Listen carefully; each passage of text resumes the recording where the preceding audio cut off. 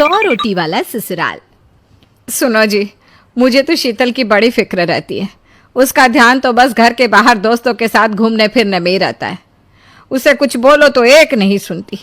मैं तो कहती हूँ इसकी जल्दी शादी वादी करवा दो, वरना लड़की हाथ से निकल जाएगी। तुमसे ज़्यादा चिंता है मुझे शीतल की शादी की। कल ही वो रामपुर वाले मौसा जी को फ़ोन भी किया था। बता रहे थे एक लड़का है नज़र में। उनका अपना घर है और लड़का भी अच्छा है। अरे तो फिर बस बात चलाओ ना, एक बार देखे तो सही लड़का और घर बार कैसा है। कौन से लड़की की बात चल रही है यहाँ? तुम्हारी शादी की बात चल रही है बेटी। अब तुम्हारी शादी की उम्र हो रही है तो लड़का तो देखना पड़ेगा ना। उफ़ो, मुझे अभी नहीं करनी शादी वादी। ये तो मेरे खेलने कूदने के दिन है। बहुत खेल कूद ली तुम। अब घर के काम धाम सीखने की कोशिश करो, समझी?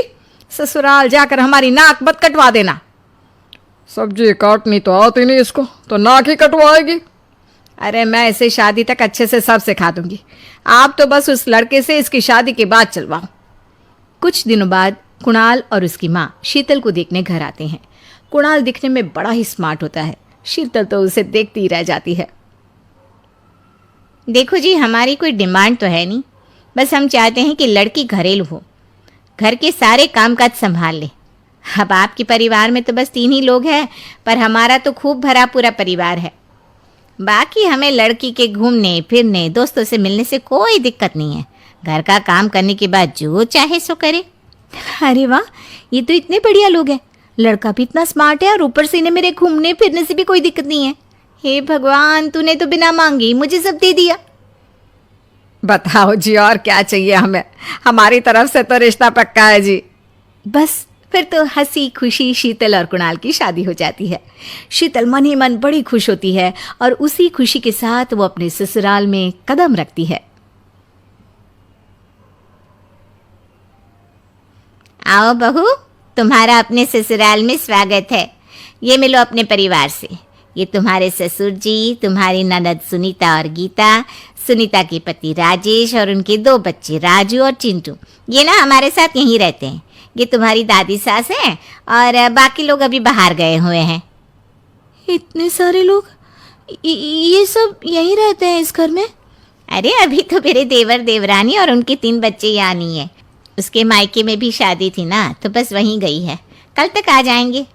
हे भगवान, ये घर है या धर्मशाला? ये सब एक साथ इस घर में कैसे रहते हैं? मुझे तो पता ही नहीं था इनका इतना बड़ा परिवार है। अब समझी कि कोई डिमांड क्यों नहीं की इन्होंने। ये सब चाल चले मेरे साथ।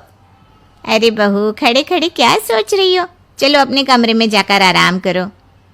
जी माँ जी। अगले दिन शीतल का ससुराल में पहला दिन होता है। शीतल रसोई में जाकर सबके लिए खीर बनाने लगती है। तभी उसके ननद सुनीता आती है।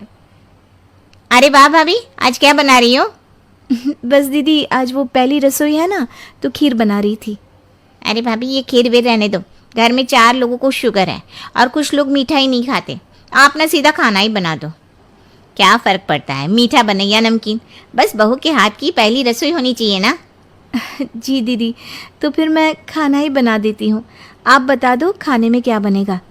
बस सिंपल सी कोई सब्जी बना दो, जैसे आलू गोभी या आलू मटर, और उसके साथ रोटियाँ सेक दो। हमारे परिवार में अब तुम्हें मिलाकर पूरे 20 लोग हो गए हैं। 15 बड़े और 5 बच्चे। बड़ों की 6 और बच्चों की 2 के हिसाब से रोटी बना देना। चलो मैं चलती हूँ, सब देख लेना। हाँ, बड़ों की 6 रोटी मतलब कि 15 लोगों की 90 रोटियाँ, और बच्चों की 2 रोटी मतलब 5 बच्चों की 10 रोटियाँ। 90 और 10 मतलब कुल मिलाकर 100 रोटियाँ। हाय, मैं तो मर गई। 100 रोटी अकेले कैसे बनाऊंगी?